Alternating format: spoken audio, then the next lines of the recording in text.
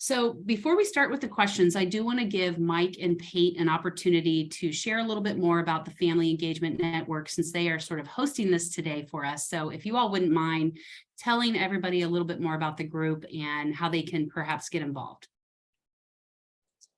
Welcome. Glad you're all here.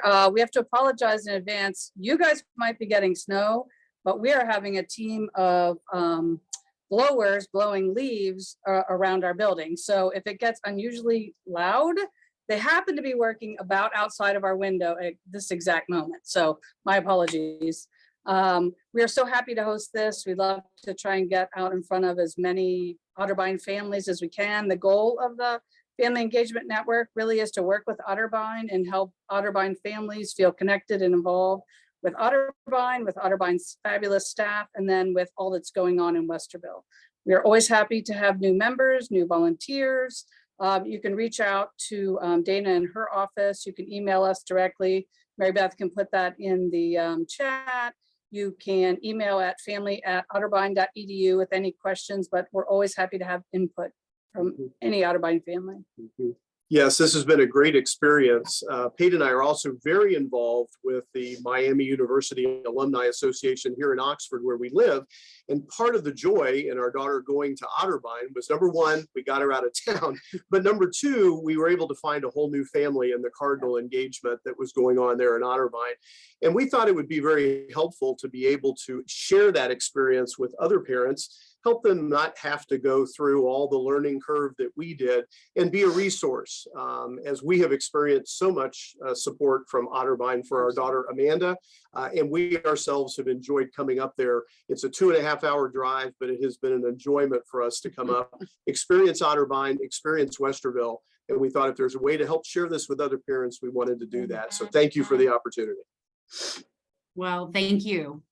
Your involvement has been great, and your leadership in this area has been wonderful as we really try to jumpstart a meaningful engagement plan for parents and families. So you've just been awesome. Thank you so much. We're glad you're here. So, okay, well, let's go ahead and segue into starting to answer some of the questions that were submitted.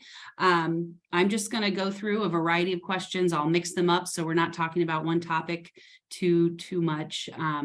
Some of the first ones that we received were whether or not we have a parents or family weekend in the spring.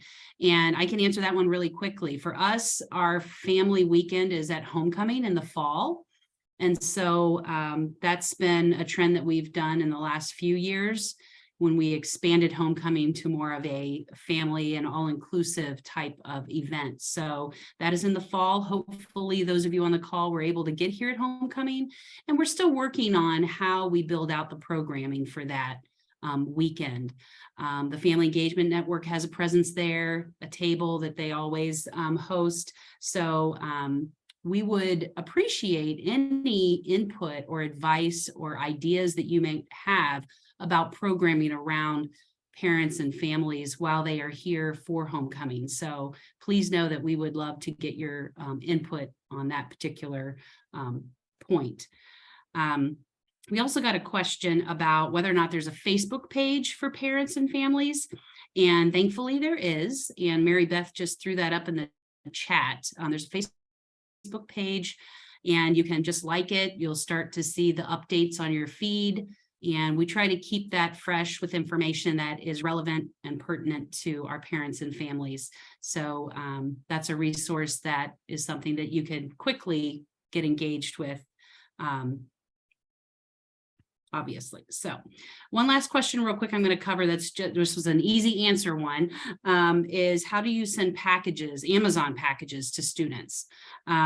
Really easy. You just make sure that you know what their student mailbox number is, and you just basically send it to Otterbein University.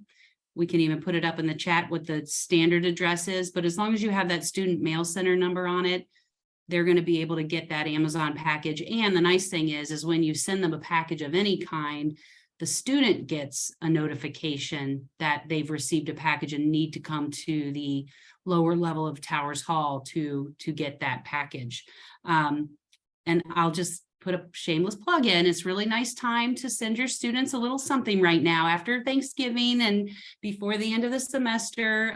They need a little extra love, I think, during this time period when things start to get pretty stressful with finals and whatnot. So if you haven't already thought about sending them a care package of some kind, now is a good time. So okay, let's segue into some other questions here. So we had a question come up, and we can talk about other issues related as well to just res life and whatnot. But we had a parent tell us that their child's roommate moved out, and the student is feeling pretty lonely right now and maybe thinking about moving home and commuting. And there was just the question of what advice would you have? How can we help support our student in this situation and make sure that her well-being is her needs are being met? So I thought that was a really great question. And also, what resources are available for a situation like this or something similar? So I think we'll start off maybe with Julie. Would you like to field that question? Yes, I would. Thank you.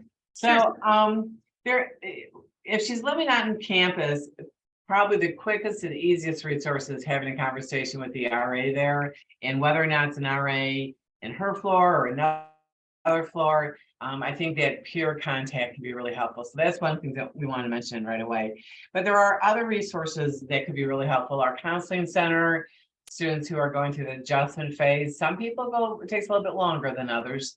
And so the counseling center is available 5 days a week. There's free counseling sessions. It is short-term sessions, but students who need longer involvement with a therapist, they help refer them out. But the counseling people are really good. One of the best things that students can do is get involved in organizations, and our community, our campus, our student engagement and involvement group, they have various different types of things for students to get involved with, from like purely social activities to things that have a little bit more of a topic interest to community service programs. So those, if the student is interested in hooking in with the group, that could be very helpful. We know students don't always like to get out there and ask those questions in person. So there is an app, the campus group apps, and students can download that just from the App Store. And they could go to that and kind of see what exactly is out there if they want to start, just sticking their toe in first into this water. But please know that I'm always happy to talk to students, to talk about those resources and just kind of be a friendly place on campus outside of, the classroom, where I'm sure the faculty are pretty involved. And I can also refer them to staff who work with student activities. And sometimes they'll sit down with the student and kind of tailor-made a little list of programs that they might want to look into. Good. Any follow-up question to that from anyone? All righty. Okay, let's change gears here. So this is a really good question, because I know I was thinking about this too when my daughter was heading off to school. The question was, as a parent with signed proxy approval from our son to see his grades, how can we get updates on his class performance? The burning question that many parents have when they head off to college. Jen, do you think you might be able to sort of cover this territory? I would love to. I think this is a big adjustment, this piece in particular. It's a common question we get from folks who, are sending their students, and the students are independently managing their grades and their homework, particularly for folks who are used to an environment where that information was more freely shared in high school, and it can be a pretty big transition for folks moving to college. I think regardless of whether or not students can sign a release, it's called a FERPA release, students can sign a release that allows Otterbein to release academic information to parents. But, we really also value our role here as helping to encourage independence with students and encourage good partnerships with families. So if I have a parent who reaches out to me who has a signed FERPA waiver for a student, in most cases, my approach really would be to also engage the student. So it's not really that common that I would simply talk about a student's progress without engaging the student and helping the student navigate that conversation. I would say that would be the same with a faculty member or an advisor. Most often they would want to engage the student in the process as well, because that dialogue can be really helpful. Certainly there are certain circumstances in which if it was signed, we would work with the parents to talk about that. But we really do encourage the relationship there with parents as part of the process with their students. Sometimes parents, at the end of the term, grades are published on self-service banners, so students have access to their grades online at the end of the term. Sometimes students and families work together so that parents do have access to the information. But I would always encourage students to be working with their parents and their family about those grades at that point. But certainly, if you are unsure about that, you want more information, you're not sure how to approach that, we are often always able to talk with you about that, help to negotiate that conversation so that we can get that information flowing both ways. So happy to help folks who are having some of those questions and aren't sure where to start. So Jen, on last night's town hall that we had, Kate mentioned a letter that goes home. Do you recall something about a letter that would be sent home regarding academic standing or something like Sure. that? If something to Yeah, that. my guess is, so my colleague was on here last night, my guess is she was referring to the fact that at the end of the term, we do send some letters home sometimes. So if your student is on the honor roll, who on the dean's list at the end of the term, a letter would be sent home. We also do send a letter home and that references, a little bit loose in the language, perhaps referencing a student who may be encouraged to reach out to our office for support. Often we have family, while we're not able to share the grades directly with families, sometimes people can sort of read between the lines that there is a concern about the student progress. And so sometimes we do get engaged with families at that point. But I would just advocate, if you are particularly concerned, you're not sure what to do, you can reach out to me directly. I'm sure that Mary Beth will share our information in the chat as well. I'm happy to talk with you about that process and kind of, work together to get the information that you want. Great. Okay. Thank you so much. Mhm. Appreciate that. Okay, let's talk about student life a little bit and activities. We had some questions, multiple questions come in. How can students find out what's going on campus? I'm hearing my students bored or they don't know where to go and how to find out, what is happening week to week or on the weekends. So Mary Beth is going to share a series of different calendars in the chat box. These are campus activities, campus, just general events, theater, all those, the full spectrum of activities that students can get involved in. A lot of times we find that you just don't know what you don't know. And so if you really aren't sure where to go to find those resources, it's easy to kind of not know what's going on campus and be able to single out the things that you are interested in. So is it Andrea? I see your hand raised. Did you have a question regarding this? Sorry, trying to figure out how to unmute. Oh, you're fine. You're fine. It was actually, I was getting ready to type it in. I didn't know if I should type or raise hand first or type first or which, but it was about the last topic. So should I type it in chat or just give it to you? We can just go back to that real quick and then we'll go back Okay. to go right ahead. Thank you. I wondered the difference between them signing a release that you mentioned and us just having access to the banner. What's the difference? So having access to banner self-service where students' grades are published, the students would need to give you the password so that you have access to that. So we will not turn over the password to banner. That is the student's account. So they would need to turn that password over to you, or they might sit down with you and log in and look at the grades together at the end of the term. That would be what I would encourage you to do, is kind of sit together and review those grades. They're submitted at the end of finals. Grades typically towards the end of the week after finals is when you'll start to see grades populate in banner. So it can take a little bit of time after finals for that to happen. So is the release Sorry, Nope. go ahead. The FERPA release is actually something that, FERPA is the law. It doesn't allow us to share student information about grades and such, but when we have a release, student agrees to allow us to share information with the student. That would allow me to talk with you on the phone about a student's grades. Again, that's not something that I readily have access to those grades. We would gather that information. And again, in those cases, even when I often have the student right here with me and we talk to the parent together about what's going on, again, so that the student's kind of engaged in sharing that information as well. That's good, because I think that's what we're having a problem with, is just communication in general. Yeah, You I'm know, happy to help negotiate that conversation. And if okay, they're an thank you. athlete, I know Connie's happy to negotiate that conversation too. And yes, it is an athlete, Oh, and even he's, better. he was used to a 4.0 or higher and is struggling and having Yeah. problems, communicating that. So, Sure. and not Yeah. wanting to share, just say that he's Yeah. kind of not doing good. And that Yeah. doesn't tell me a whole lot. So Yeah. I have a we've lot of spoke those since then. conversations with students about how to have that conversation, because to be honest, oftentimes what the student will say to me in those situations is, I'm afraid to share and to disappoint my parents.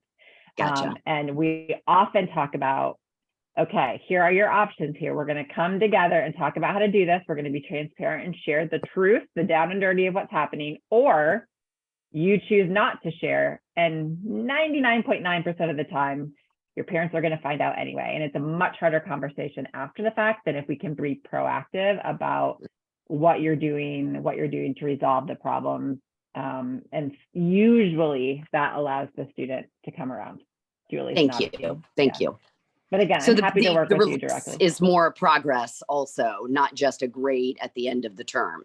It would be anything in the academic record. But in most cases, in my experience, once the students and parents are engaged, we don't actually use the release because the student freely shares what's happening. Right. Okay. Yeah. Wonderful.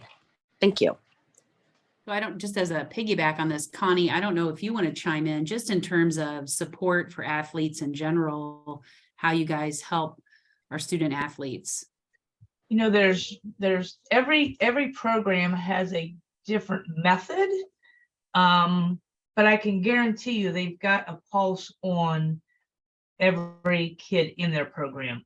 Some of them go about it a little bit different, and the dynamics of programs and how those are made up and what those kids look like academically as well plays a part in that. Our larger groups, I'll take football for instance, they meet weekly with those kids one-on-one, sit down and go through it. Now, sometimes part of the problem becomes the kids lie or they'll fill in the information themselves. Once that becomes apparent, or we realize there's a bigger problem, then the communication with Jen's office, with the faculty members, etc., that all starts taking place. So there's so many resources for these kids. I found through the years that they don't recognize they're having issues.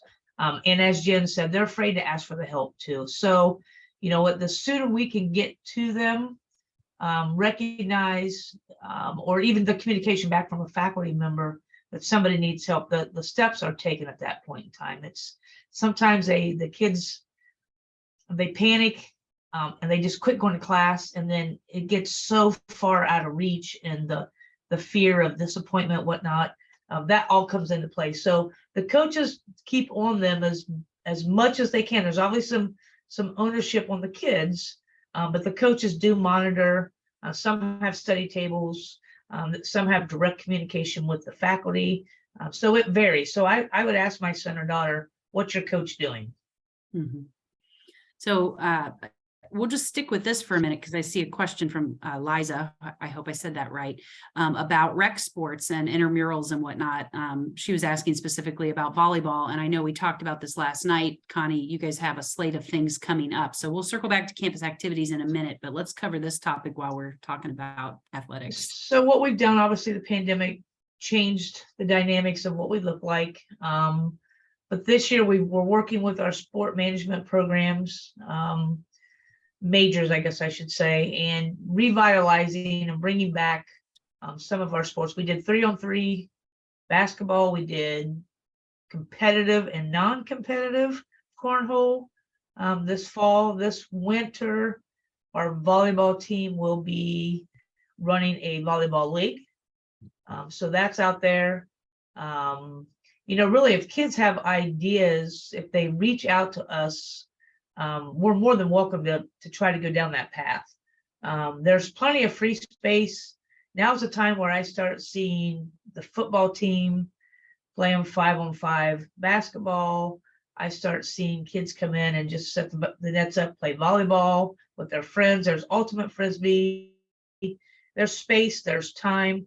Sometimes let me backtrack on that. There are times when the facilities are busy, in particular in the wintertime. But usually you can find some kind of free space to get to shoot baskets, to play tennis, whatever the kids are wanting. So yes, that's being revitalized in short. So Connie, is there a place in the Clements Rec Center or in the Reich Center where there's like maybe like a billboard or like some kind of place where those kinds of opportunities are posted, or how would students find out about those opportunities? There is not anything posted over here. I would imagine within the sport management group, they'll have the information posted within their website, within their social media or whatnot. So I can find out the answer to that. But yeah, that's primarily who is coming through. They can ask their friends. I mean, people are going to know. Just reach out and ask somebody.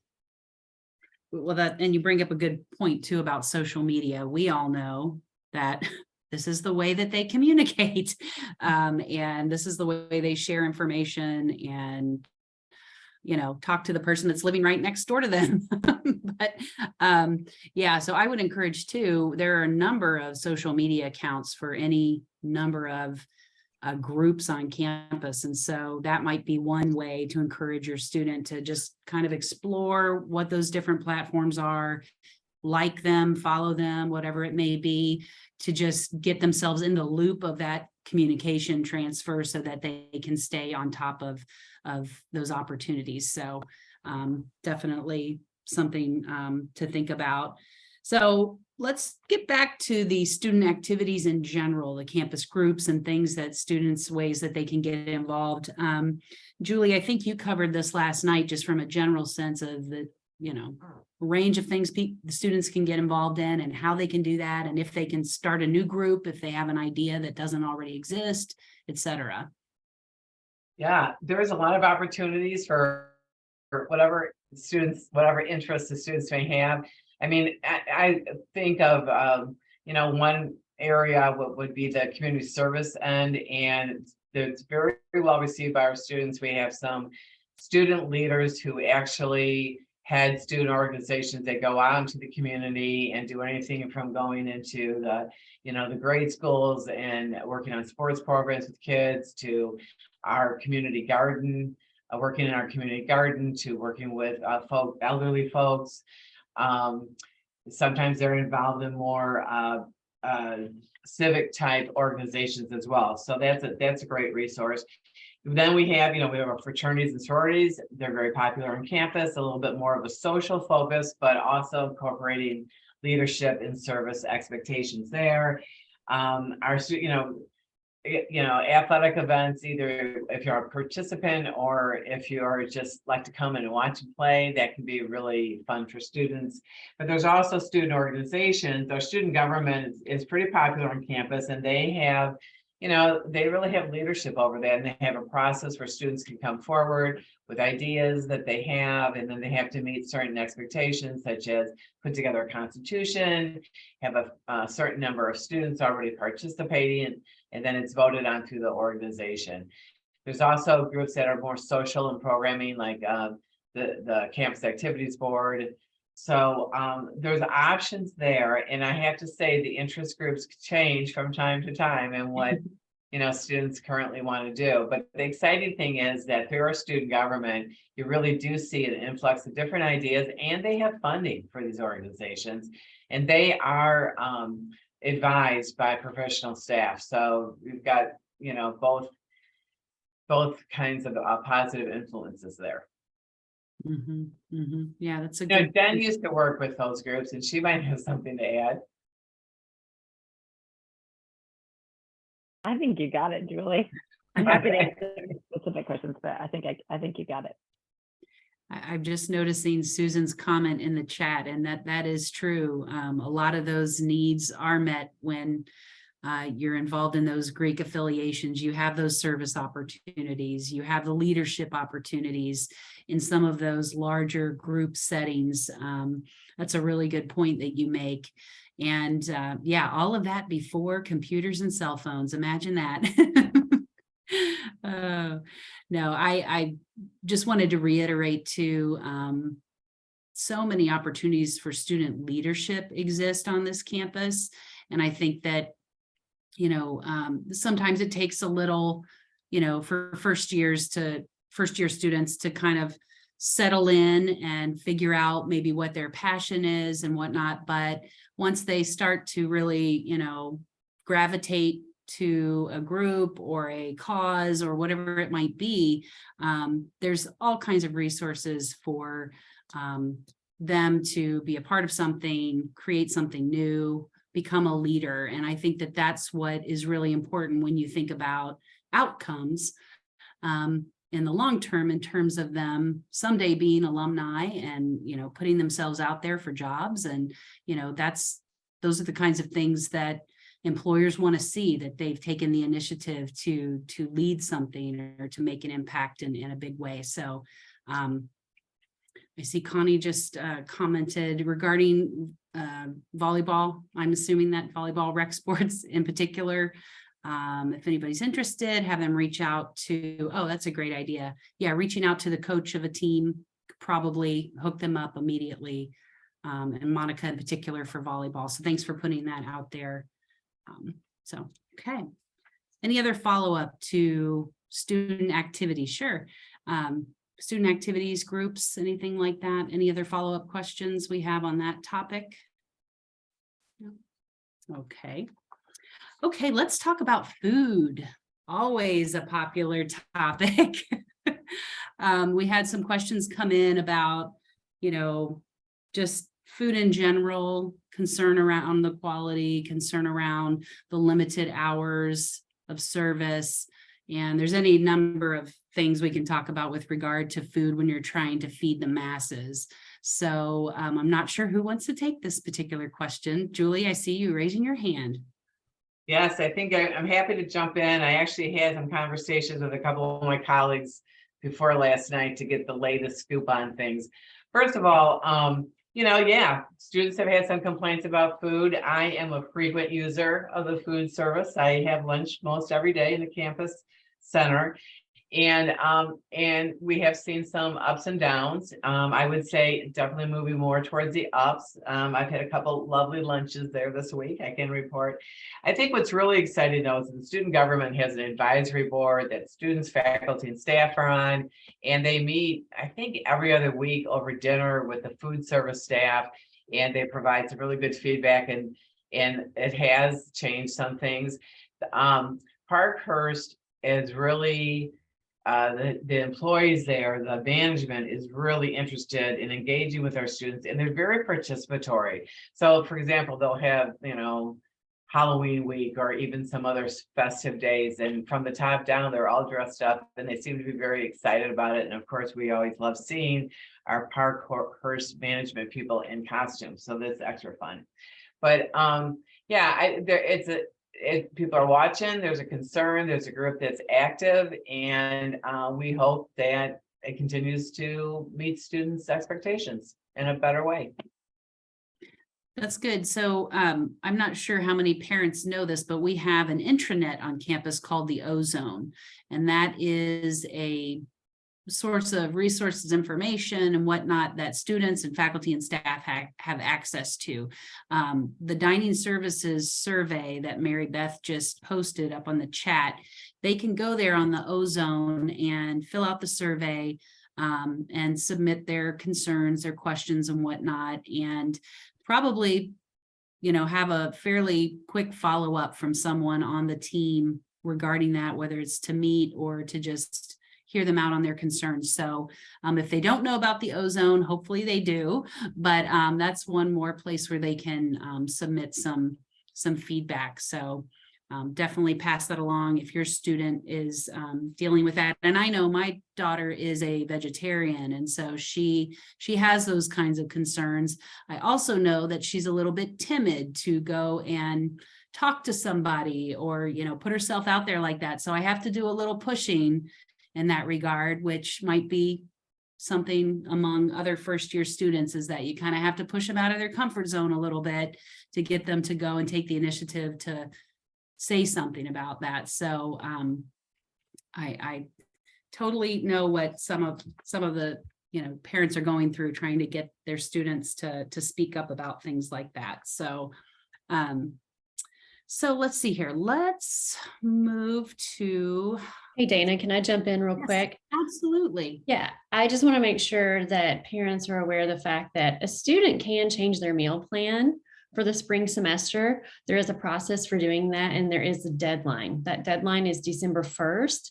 So if your student has a meal plan right now that's just not working for them, maybe they need more meals or it's too many for them that are going to waste, then they can go to the Residence Life Ozone page, click on the form there, and request a change in their meal plan by December 1st. And then they'll get that adjustment made to their account for the spring semester. Thank you. I forgot to mention that. Good information. Okay, let's talk a little bit about classes and course scheduling and what that looks like. And, Jen, can you inform us a little bit about that process and how students are helped with that process? Yes, absolutely. So we have really just finished up registration for spring semester. So students started to register for spring semester at the end of October. So we do registration twice a year, at the end of October for spring and then mid-spring for the next fall. For students who do want to take summer classes, that will open up around February as well. For those of you who are parents of first-year students, it's a little bit different this time around, because in the summer we help to create that schedule for them. This fall, for the spring semester students, all students had to do their own registration process. So what we hope happens, what I know for sure, is that students learn how to register for classes during their first-year seminar course. So I know for a fact that all first-year students in that course learned about how to register, the actual process, how to understand something called a degree audit, which is also helpful information for you to know. Every single student on campus can check their degree progress in their degree audit, which is also in that self-service banner at any point in their academic journey. So, Thanksgiving break, they're home with you. You could ask them to pull it up, to look at what courses remain, what courses need to be taken when those courses are offered. So that is a tool that students can access at any point during their academic journey. But when students go to register, they're encouraged and asked to meet with their academic advisors to either review what courses the students think they want to take the next semester and or to get advice from their advisors about what they should be taking. All students do have a faculty advisor assigned to them from their major or interest area. If they're undeclared, they have someone who is assigned to specifically work with undeclared students.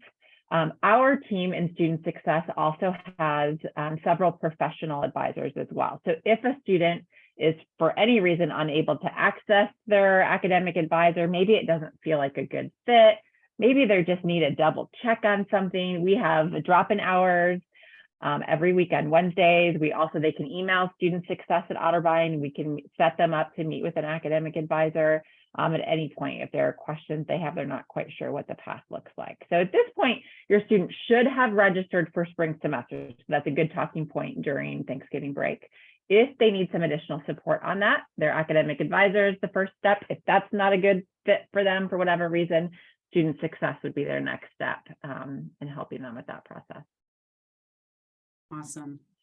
So kind of a interesting question that came in, but definitely one that I think is something that can happen to anybody, any student throughout the course of their time as a college student. It kind of has to do with maybe having some conflict with a professor that they have and trying all different avenues to, whether it be reaching out, trying to get a hold of them, trying to get time with them, tutoring, just trying to get extra help, and still feeling like they aren't quite gelling, I guess, if you will, with the professor. And I'm just wondering, maybe Jen, I don't know, it's probably more in your area, like what advice would you give as parents? What do we do when we see our students going through this kind of a struggle? What can we do to help them know the path of what to do in those kinds of circumstances? Yeah, I think it can be tricky because like you were saying earlier, Dana, it's hard, particularly when you have a student who is new to being in college, or even an upperclassman who has not navigated the situation before. It can be hard when you have a professor who just isn't a good fit for you for whatever reason. I think all of us have been there where you have a teacher, whether it's in high school or a professor in college, that it's just maybe the class is not your favorite, the style just isn't a good fit for you. And it can be really hard to negotiate those conversations, particularly when you're a student and they're your professor, they're giving you a grade. It can be really hard to have that conversation. So I would say as a parent, your job, what we would hope is that the first step would be encouraging your student to talk to the professor directly. And that may look like you, reviewing an email they're going to send and ask for time to meet with the professor, or talking through with them what that conversation might look like just as the first step. If the student makes that first step, they reach out to the professor and they feel like they're not getting anywhere, their true next step would be, the next level would be to talk to the chair of the department in which the professor teaches. Now, I would say in most cases, when a student's really struggling with a professor and they're just not getting anywhere, often they are referred to our office and we sort of work alongside them with those steps, because again, it can be really overwhelming to decide and know how to take the next steps and what that looks like. So if you are the person who's experiencing that with a student, I would say referring them to us is a place that usually starts, and we would sort of walk alongside them, sort of a concierge, if you will, to kind of walk through what that steps looks like. Because often there's just some nuances to that situation too. Whether or not the student is telling you the full information, Connie alluded to that earlier, sometimes part of the challenge is you're not getting the full picture. And sometimes the students, we can sort of get to the bottom of that, and that can help us negotiate that conversation a little bit differently. Or, it really just is a tricky situation, and we need to walk with them to decide how we want to best advise them to get to the end goal of being successful in that class. So there's not a one size fits all on that, because it can be unique to lots of different situations and student types. So it's tricky. I like your reference to walking with them, because as long as they feel that they have advocates on their side and they feel like we are here to help them succeed, I think that is a really key component here, that they don't feel like they're on an island somewhere and they're on their own. Because I think Otterbein, I'm biased as an alum who had a great student experience, but I really feel strongly about how wonderful our resources are here for students. So the last thing we want is for a student to feel like they are out on an island. So just as parents, encouraging them to check out the resources, take that first step. And sometimes that's the hardest part, that first step to say, I know something's not right here, but that'll be a great life lesson for them. And I've already had to push, as I said, my daughter in a few ways out of her comfort zone. So it's a balance, parenting. Yeah. And I would just say, like, if you are unsure, again, you can email me directly about that. It is not uncommon that a student sits here in my office and we write the email together. So they're not sure what to do. They write it. I help coach them. They might copy me on that. And we are just in dialogue, because again, the goal is, it's hard. It really is hard. And the goal is, by the time they go to graduate, they have the confidence and know how to take that first step on their own. We don't expect them to know that right now. It's a hard thing. So our goal is to help teach them to be an advocate for themselves. But we have to know they're struggling. So if you know they're struggling and we don't, you can be a good connecting point for us. I will say too, the parent that submitted this question, you know, their student did all the right things. They were actually going through that chain of logical steps. And so kudos to your student for actually thinking, okay, this is the next, you know, piece of this that I'm going to go through. I think what's hard is that when they do get to that point where they feel like they're really in a roadblock situation where they just can't get to the next level of trying to resolve something. So that's where Jen and her team come in, you know, that they can be really good partners for that process. So highly recommend engaging Jen and her team there to help your students if it comes to that. So one more question I want to cover, I know we're getting close on time here, has to do with special accommodations. And that can be anything from learning differences that our students have, or it might be something related to accommodations for residence life and things of that nature. So I'd like to ask Julie and Jen maybe to cover the spectrum of those kinds of special accommodations that we offer and how that works here at Otterbein. Well, I can touch really briefly on residence life accommodations, and all of our accommodations are actually overseen by the Disability Services Department, so that if a student is in need of accommodations in residence life, they fill out a form explaining what they need. And actually, the disabilities folks take a look at that and kind of agree, you know, kind of tell to Res Life what the student needs to meet their needs. So although it is actually facilitated by Tracy Benner, who's the director of Residence Life, she answers a lot of questions for students about that and parents, and really gets, you know, actively involved in it. The final decision is not in her hands. One of the big issues we have is students with emotional support animals, and we do have a fair number of emotional support animals. I see a lot of people walking dogs. I have to say though, they do a good job of taking good care of those dogs. Not very many complaints about that. But anyway, so students who are interested in having emotional support animals do have to go through the accommodation process. And part of the concern is the need of the student, but the other part is making sure their animal has been fully vaccinated and the animal is healthy enough that it would do well in a residence hall. So those are a couple of things to keep in the back of your mind. But most of the accommodations, I think, are in the academic end of things. And so I'll hand this over to Jen. Yeah, and honestly, it's relatively similar in that students would register with Disability Services. There's an intake form on the page that Mary Beth linked that kind of gets the process started. And then they would provide some documentation and work with our folks in Disability Services to understand, just like in residence life, what accommodations the student is eligible for based on the information that's been provided. And then from there, they work with sort of a caseload of students and help the students take the next steps in terms of notifying their faculty members and things like that. I will say the sooner a student can get that information on file, the better.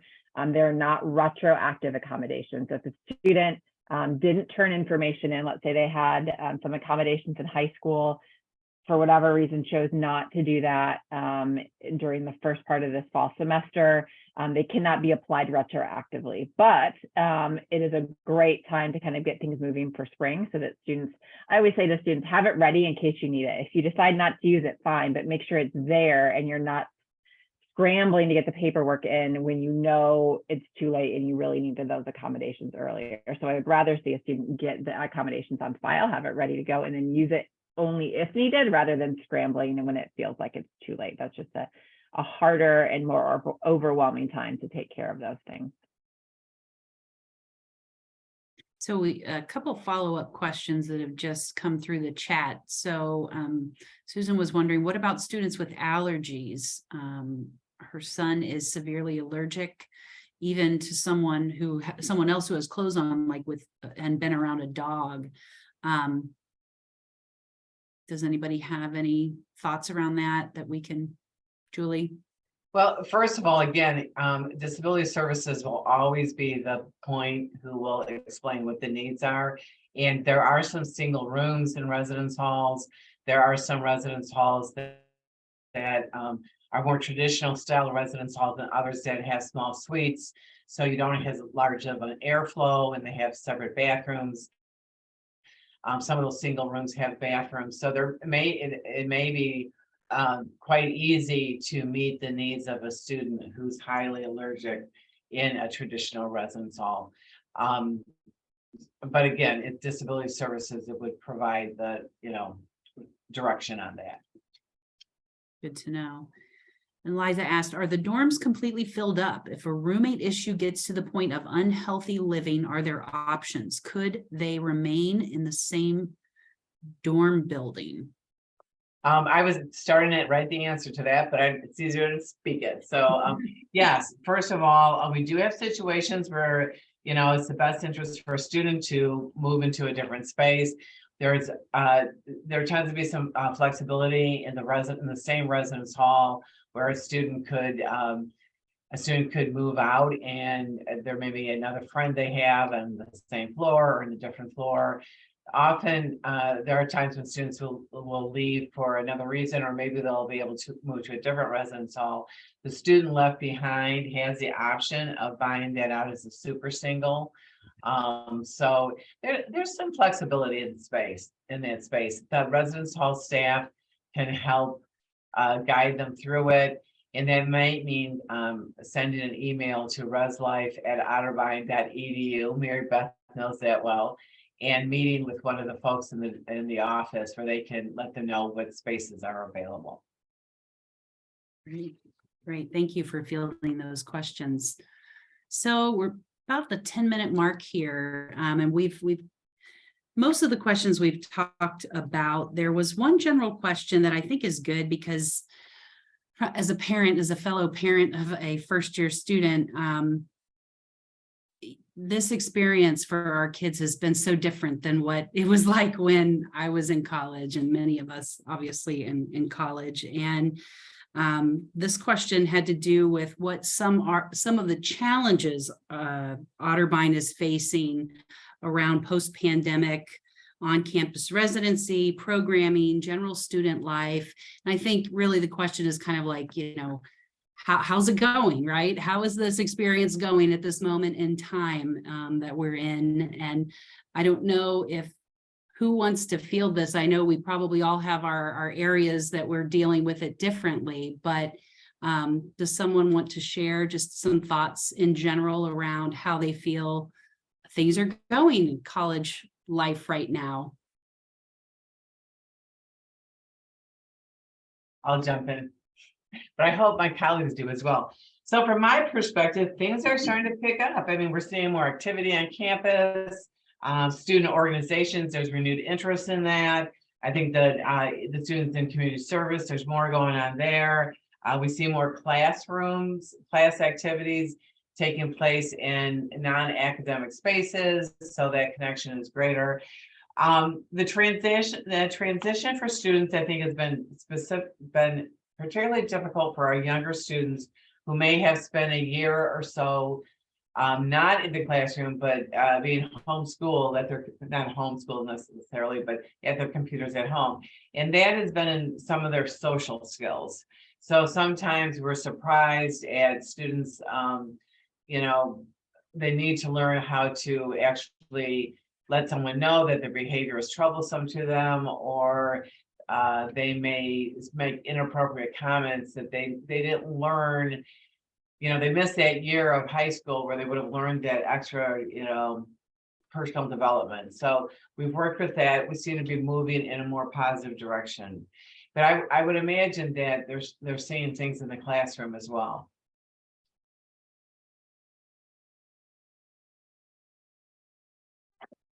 Thank you, Julie. I was actually just messaging one of you back and forth about a question, which is happy to chat individually.